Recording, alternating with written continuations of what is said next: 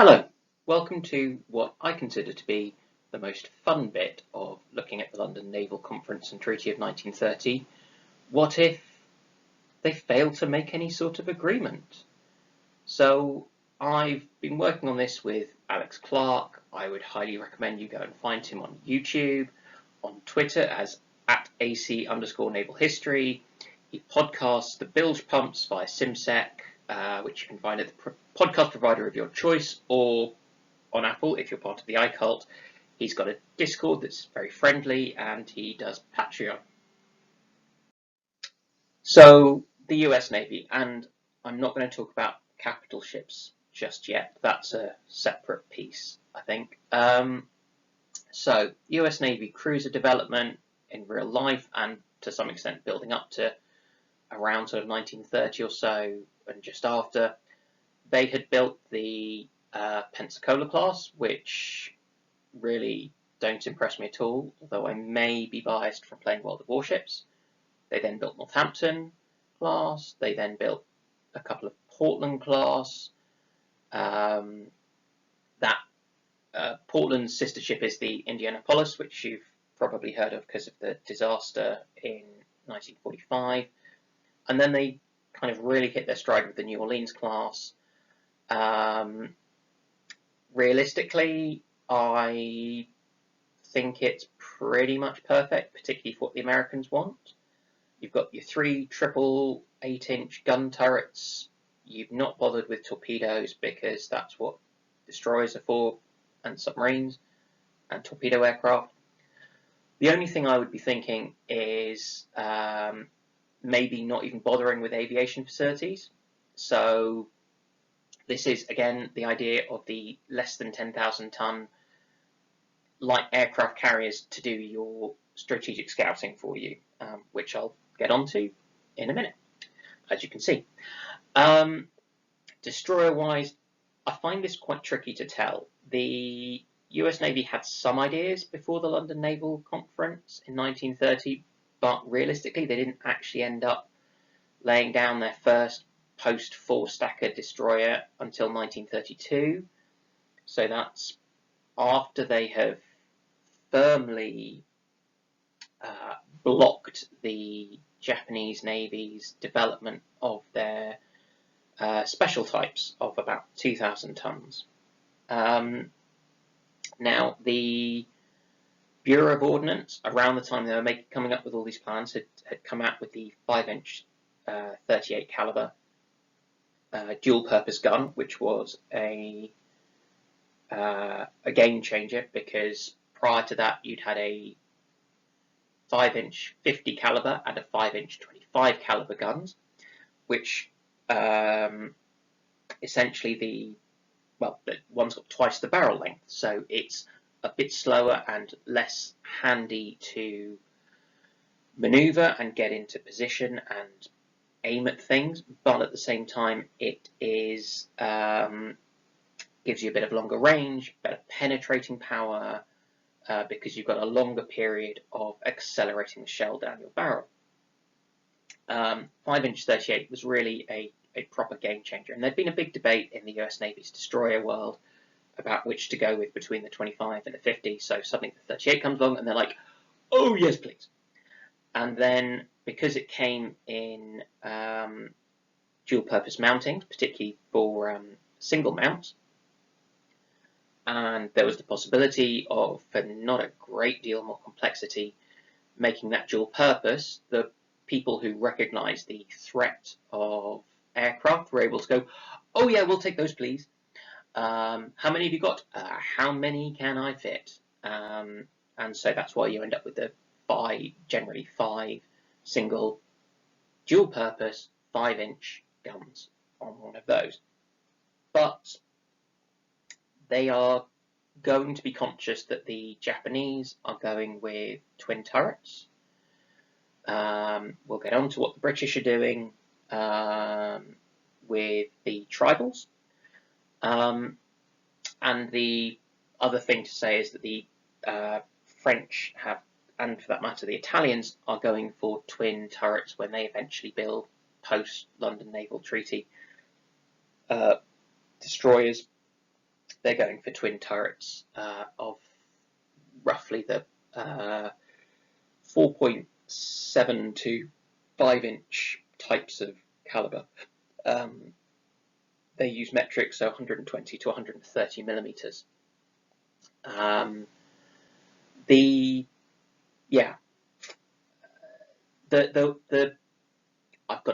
gone a bit off track talking too much about guns, but I think they are important because it goes to what do you see your destroyers doing? Are they there to counter the enemy destroyers? Are they torpedo boat destroyers, or are they torpedo boats?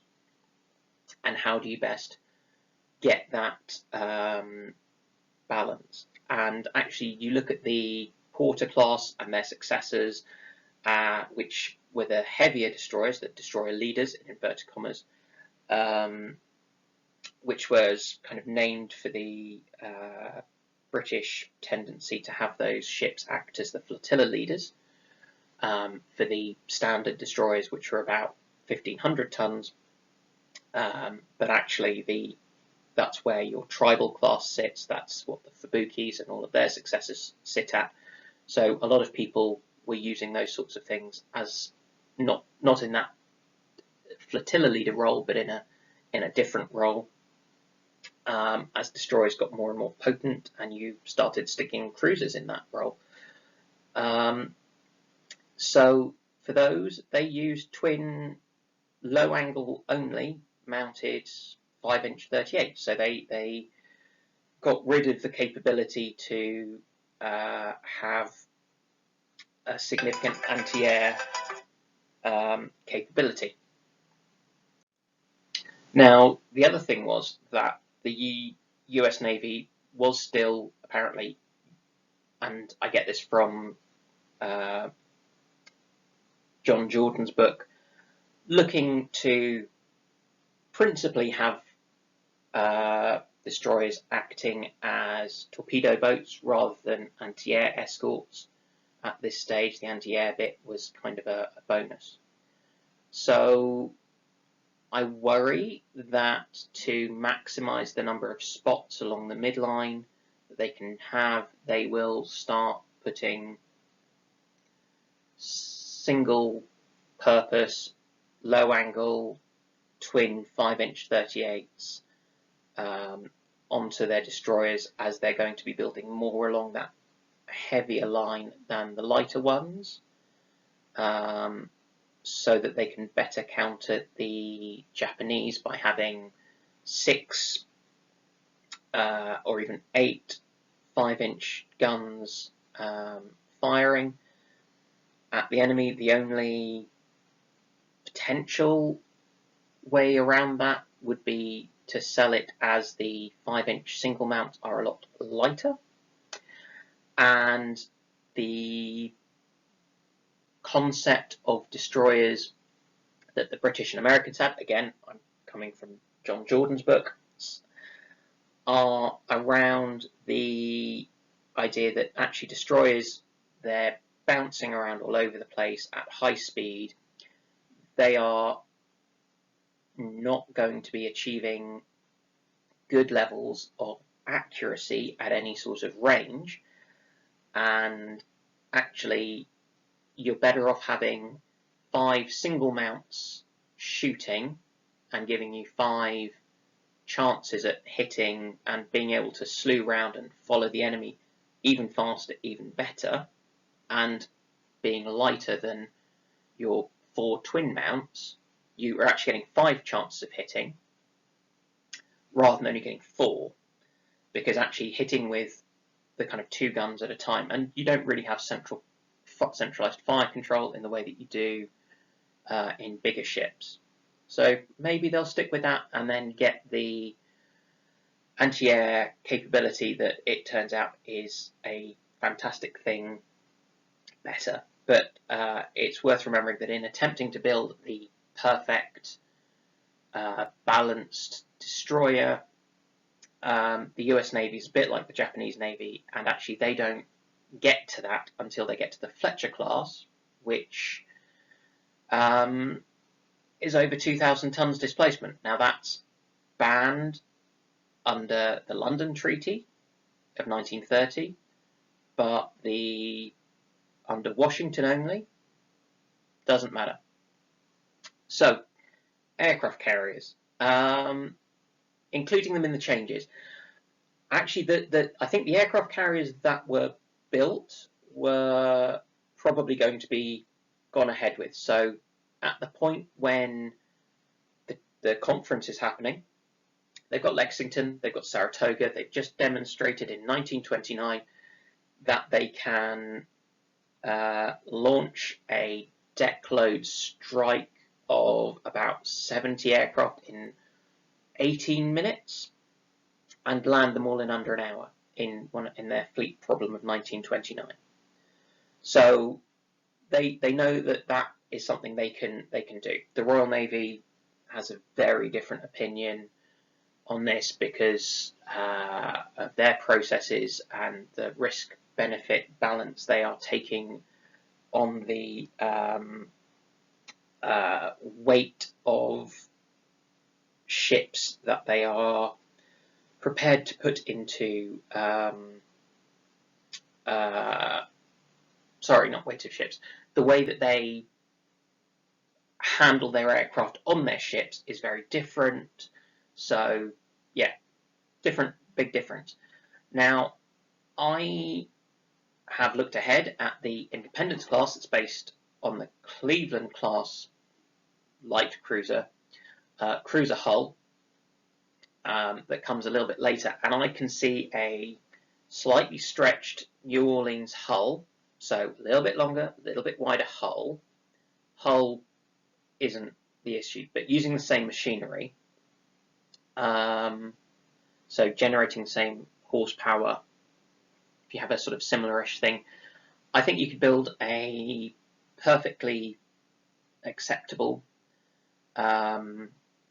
aircraft carrier, so good sized flight deck, might well only carry half the size of air wing of the other ships,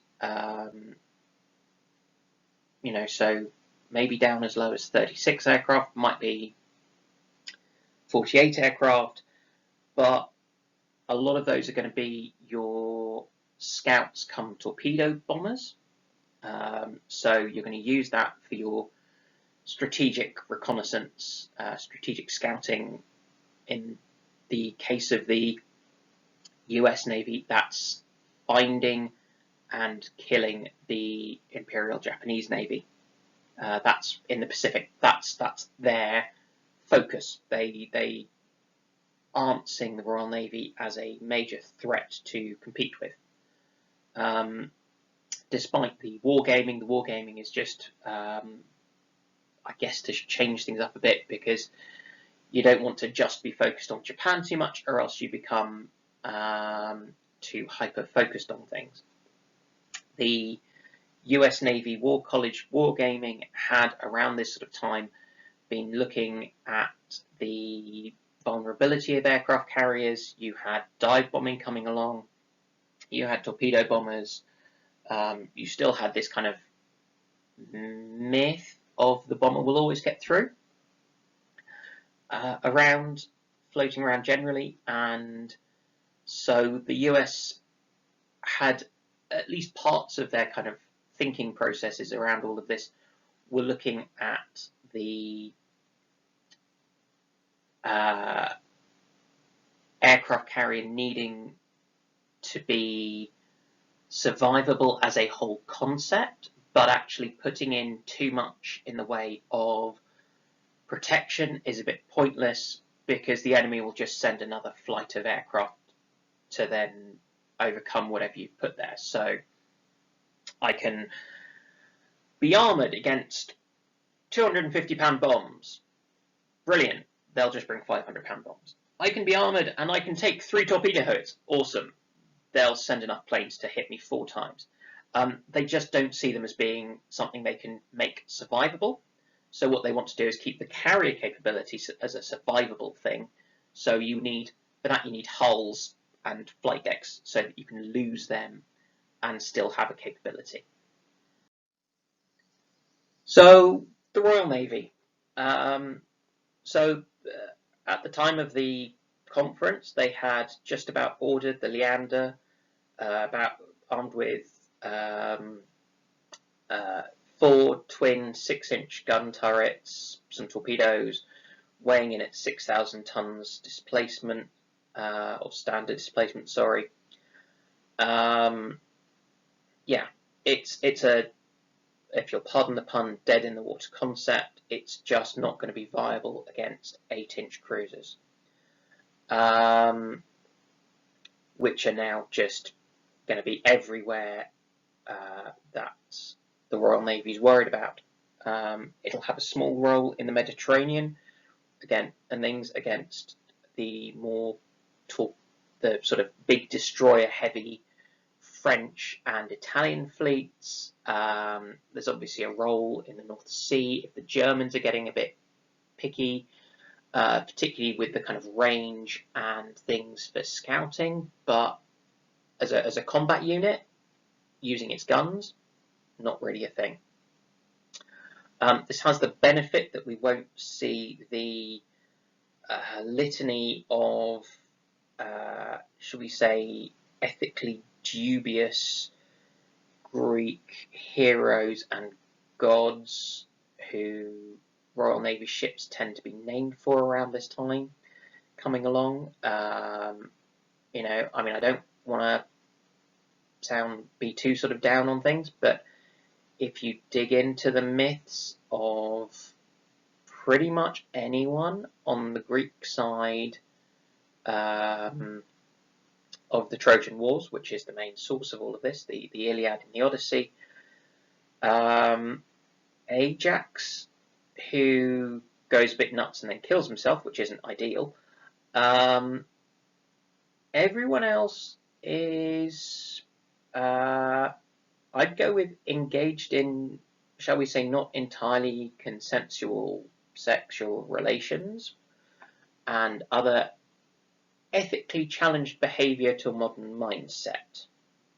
So I don't mind losing them, and I think it's worth, as a complete side note, I think it's worth reflecting on all of these things in the modern era, because it helps to get discussions out there, because it's not that we want to, it's actually about denormalizing such things by discussing them and reviewing and reflecting on them so that they are not viewed as acceptable things to be doing under any circumstances. Anyway, that was a diversion off the point of this, but, you know, history is about learning. This what if, it's fun, but it's really about trying to examine what the alternatives were to then better understand what was done. So, moving on, the county class was actually pretty solid.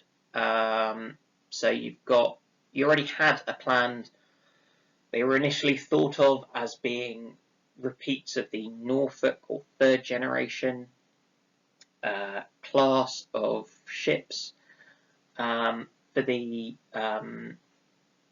Royal Navy, but oh, I've just spotted a typo. It's not the Northampton class, that's the Americans, it's the Northumberland class. Whoops. So I'll go back and change that, or maybe I'll keep it in so that you can respect your errors. Haven't decided. Depends how easy it is to edit all this. It's not easy. I might keep it in. So yeah, Surrey and Northumberland.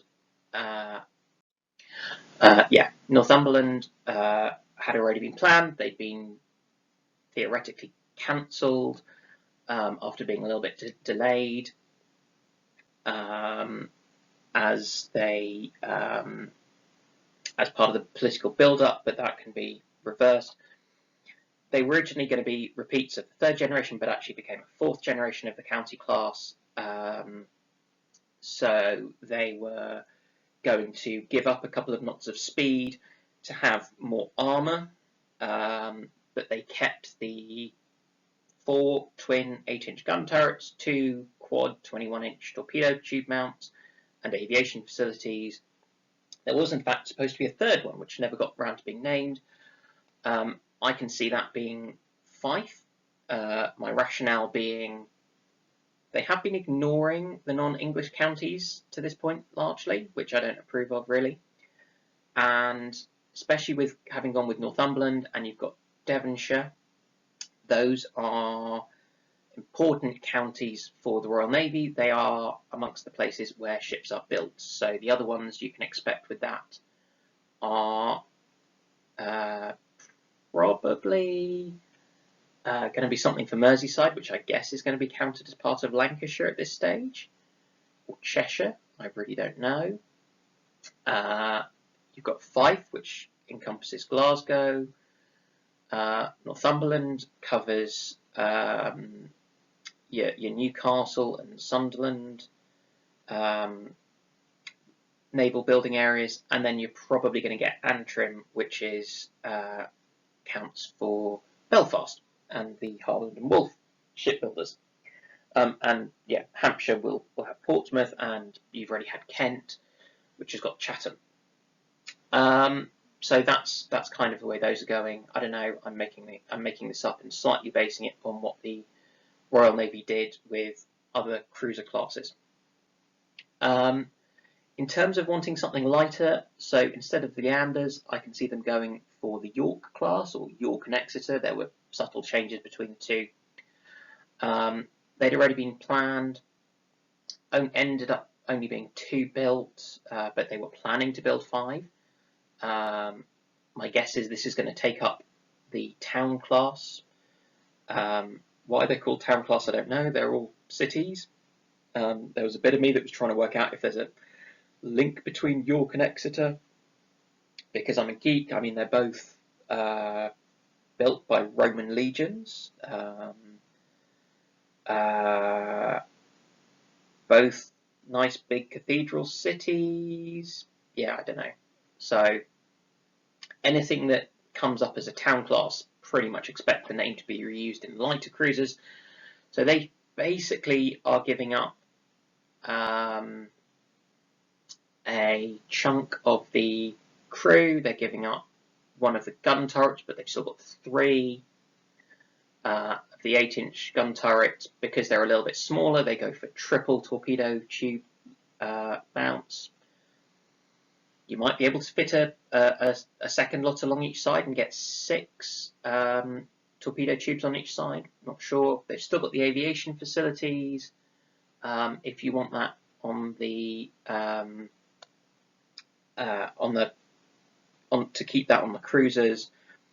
The reason I think the Royal Navy is going to keep those sorts of things on the cruisers, the aviation facilities, is because, one, they are trending towards the armoured carrier concept. You know, they are viewing aircraft carriers as either staying closer to the fleet or recognising that sea battles almost never happen in the middle of nowhere, and so you're going to be not too far from land, so you may get land-based aircraft involved as well, in which case you're going to be outnumbered, which is the theory behind don't really bother with having fighters for defence as your only defence. Actually be prepared to take a couple of knocks, do all of your aircraft prep and strike down of returning aircraft below decks, which massively slows down your ability to generate sorties over time, but means that you're more likely to be able to keep doing that whilst the in between the enemy's raids and attacks. And I'm not convinced that the Royal Navy would be able to squeeze that capability into a 10,000 ton or less design. So I think they're going to be stuck with the carriers they've got in real life or real history, and then they'll just kind of tack on to other ships their aviation facilities to get the capability going along.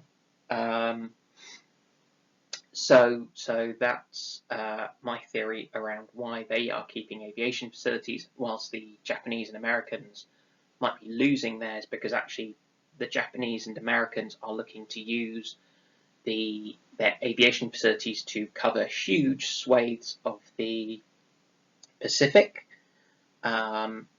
because they see themselves as fighting away from choke points or points of interest. The Royal Navy are recognizing that you don't need to go to the enemy, they will come to you if you just hang around the choke point, but they want their carriers to be able to withstand a little bit of damage or similar. So that's that theory and explanation. You've then got destroyers. Now, the Royal Navy, along with the US Navy, but the Royal Navy were actually building this, the Americans were just thinking about it, are already building their A, B, C, D, E, F, etc.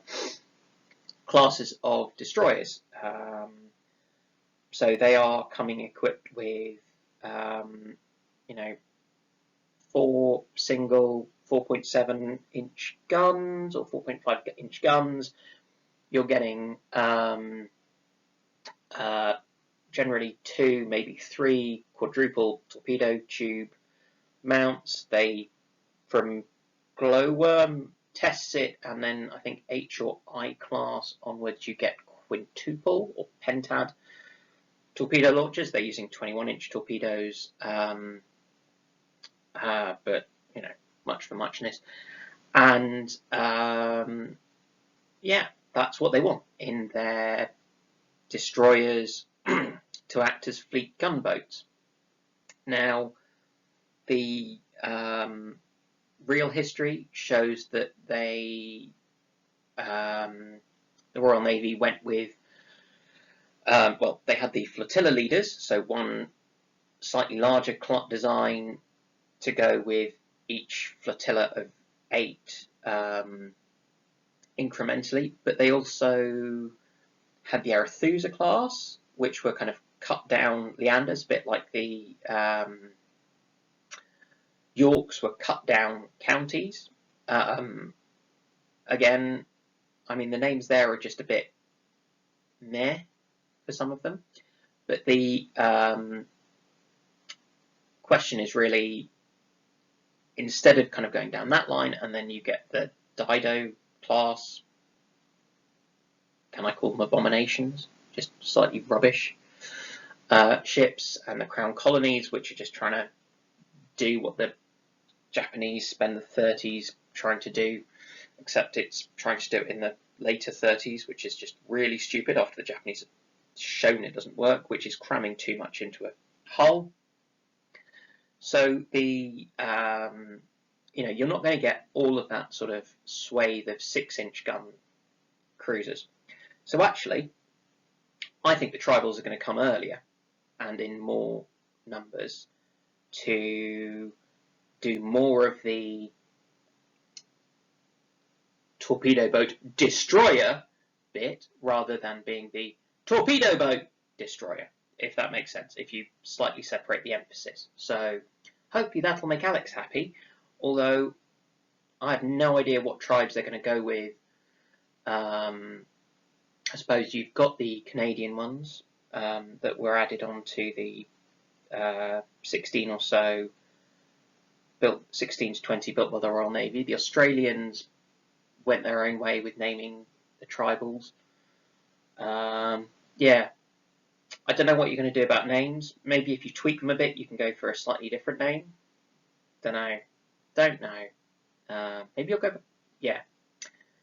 Anyway, that coming up with what ships should be called is not so much of the what if. Anyway, the other thing, which I think the Royal Navy is going to do, which is quite significant, is a doctrinal change. Now, the reality is that Britain went into the London Naval Treaty, or London Naval Conference of 1930, having entered a bit of a financial depression unrelated to the October 1929 Wall Street crash. They'd actually been struggling for a year or two before then. They weren't in 1927 for the Geneva Naval Conference, but by 1930 they were. You'd also had a change in government from liberal and conservative towards being now a Labour government, Labour-led government, which is likely to be thinking more about spending on other types of infrastructure than defence, potentially. Good or bad, I'm not going to comment. So I can actually see the Dominions being asked to step up. Now, this is despite the fact that the Australians were at this stage struggling to afford the cruisers and destroyers they'd already ordered, and the Canadians didn't seem to have also declined to buy anything bigger than a destroyer, which is why they entered World War II with such a teeny tiny navy, to go on and end up with, I think, the third largest in 1945 navy in the world, which is not bad. Go Canada. So I can see the Dominions, which at this stage are really going to be the Royal Australian Navy, Royal Canadian Navy, Royal New Zealand Navy, or I know it's called the New Zealand Division at this stage, but I think that could be set up. A South African Navy, Royal South African Navy being set up. Politically, you might ditch the Royal in that one for political reasons, and equally the Royal Indian Navy. Now, the Royal Indian Navy kind of existed, but was very much an auxiliary type force with a handful of little ships. But in 1932, the Indian Air Force was set up, and by Indian Air Force, it's an air force where the first commander was British, but the half dozen pilots were Indian. And you've got the models of things like the Indian Army trying to improve Indianization. I mean, I had a little bit of a look into this, and it's very complicated. What was happening with the Indian kind of governance and things, it's a minefield of politics, which I don't usually want to get into, but I think it is. I think you can kind of say that Britain was realizing that Indians running India might be a good thing, which it's depressing that it's taken this long for them to realize that. But I think there were slowly moves towards that. I think they then got massively interrupted by the world wars and things, which may be part of the reason why partition was so painful. Again, going way off topic, but an Indian Navy that's actually got things. And what I see doing here is the Royal Navy's big concern was the need for this huge cruiser fleet. They were talking at least 70 cruisers as a minimum to be able to have a decent battle fleet with a balanced mix of, capital ships, cruisers, destroyers, etc., and to protect the trade lanes, the arteries that linked the empire. So I can see the Dominions being asked to set up cruiser and to some extent destroyer forces. Getting a load of kind of counties and York class, so our new 8-inch town class, does not seem unreasonable. The Australians obviously had a couple of county class from the first batch anyway, but I can see that sort of thing going further, and that way you get your force in the South Pacific being provided by, and the Southern Indian Ocean being provided by South Africa, Australia, New Zealand. You have Canada providing a potential reserve for the Atlantic and Pacific theatres. So that might be more built around the idea of a battle force supplement. So might be slightly different balance of ships. The Indian Ocean, which might well then look to go into the kind of Red Sea, Arabian Gulf, all of that sort of area, and also stretch into the South China Sea and North Pacific. You can have a load of that paid for by India, if you'll pardon the way of, putting it, and, basing at places like Ceylon and Singapore. Ceylon being Sri Lanka now.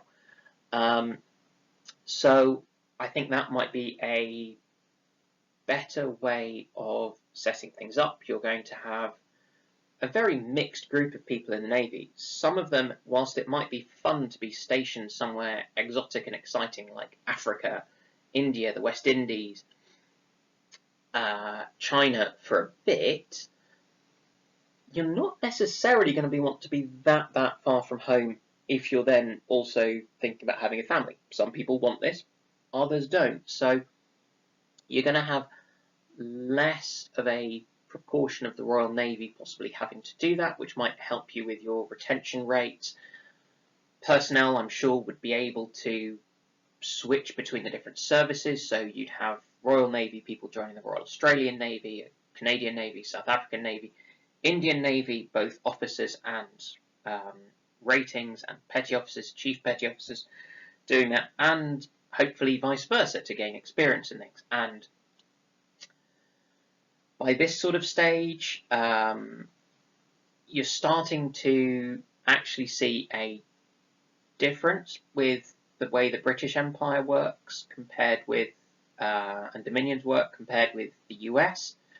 So the US had, under Woodrow Wilson, introduced the really strict segregation everywhere by race, which is still totally living with the legacy of that. But the British really weren't so much. Now, you had the kind of locally raised forces, which took the predominance of people from different places. So the majority of Indians joining the army would join the Indian Army, or British Indian Army, sorry.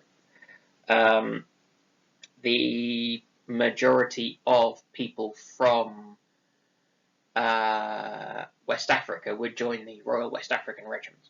But actually, if they wanted to join a different unit, a different army, the British Army or whatever, and they could kind of get to a recruiting station, people wouldn't stop them. They're not hugely visible, but it happened. It's notable with the RAF during the war that they'd actually got some of these people through. So yeah, I can see this happening. I can see it being an excellent way of building a pool of forces. I've been a bit... So the other thing to say around this, before I move on to better things, is that I see the division of things being, you've got Britain and Northern Ireland. You've got what's now the Republic of Ireland. That is technically at this stage a dominion, but I wouldn't try and ask them to do anything. They've gone for independence from Britain. Fine. It's just a work in progress actually finalising that legislation. You've got the dominions who have self-governance. That's Australia, Canada, Newfoundland, New Zealand, South Africa. India is a special case, not a dominion, not a colony per se, just special. And bearing in mind this is the huge India, not India, the current nation state. And then you've got the colonies.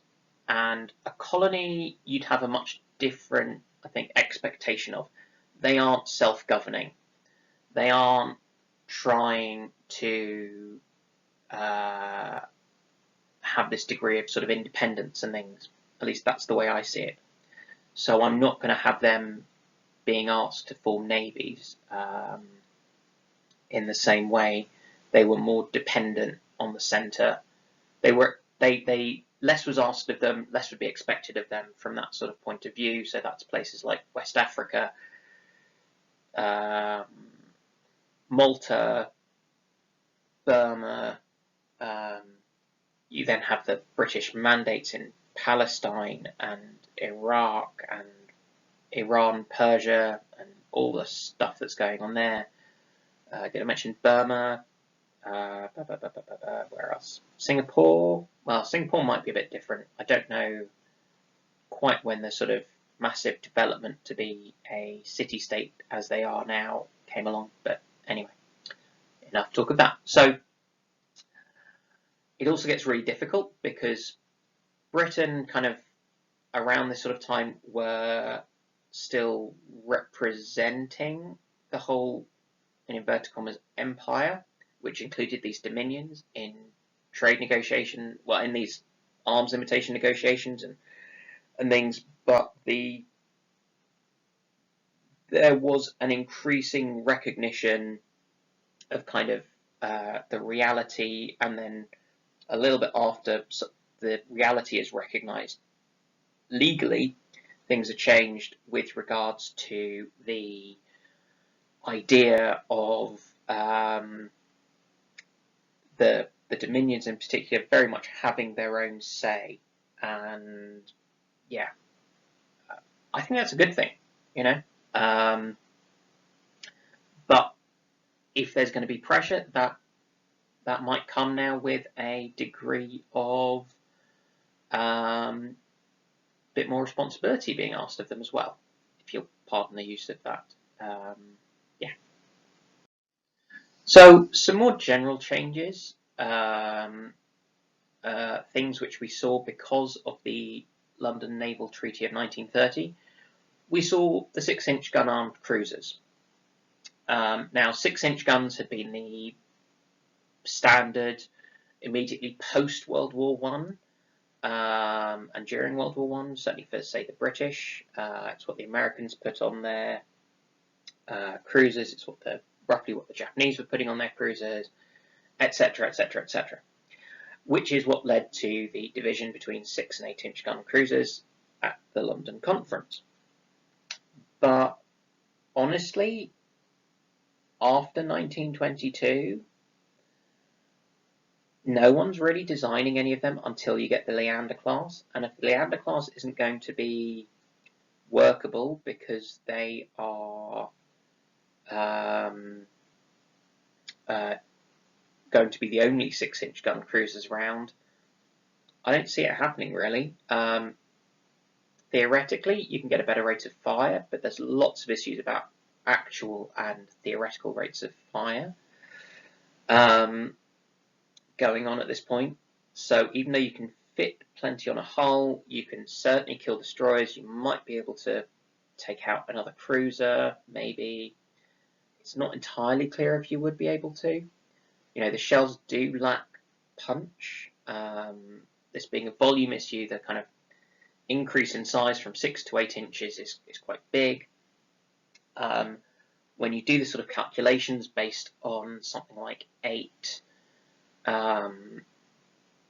guns versus, I don't know, 9 or 12 6-inch guns, in terms of the throw weight over a minute of firing that you're talking about, you don't need to improve the 8-inch gun's rate of fire all that much in terms of rounds per minute to actually undo the benefit. And a lot of countries were, in real life, struggling to achieve their planned or claimed or designed for rates of fire with their 6-inch guns. I think the worst offenders in this were probably the French in real life.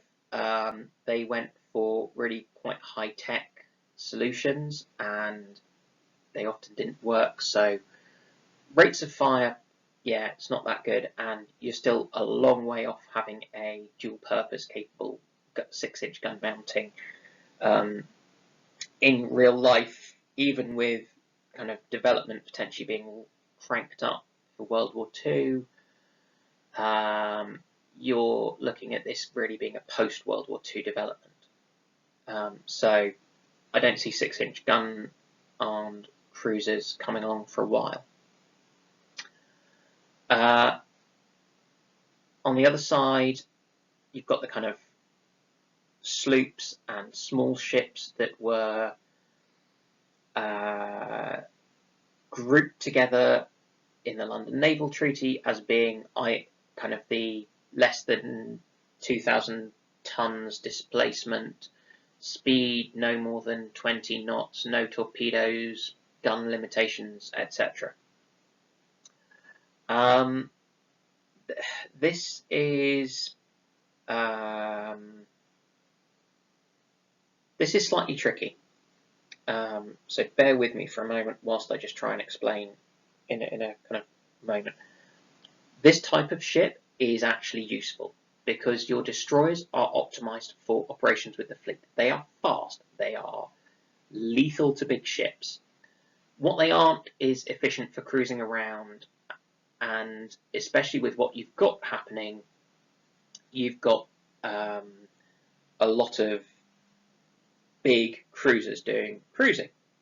So what if you just want something to turn up? Now, we explored this with talking about things like the Tsingtao incident and naval diplomacy and things. Actually, from the point of view of a civilian, a diddy little ship that is fairly small, doesn't necessarily have huge caliber guns, etc., and might not be able to achieve the speeds of, over 35 knots of most of your destroyers. Actually, you've got plenty of roles for it. In peacetime, it's going to be more efficient for sending round on longer cruises and, tootling around doing your trade protection, anti-piracy, smile, wave, hello, friendly reminder, so that you hopefully don't need to do the less friendly reminders. They don't need the speed and things and torpedoes. But if you're not binding them with the arbitrary rules, what would I do? I'd probably give them the same sorts of guns as the destroyers, just for commonality. They can be fitted for, but not necessarily with, torpedoes, anti-submarine warfare stuff, minesweeping, mine laying, and with a speed of less than 30 knots, but probably more realistically designed and officially designated as having speeds of 25 to 30 knots. They're going to be extremely useful bits of kit, certainly for the British Empire.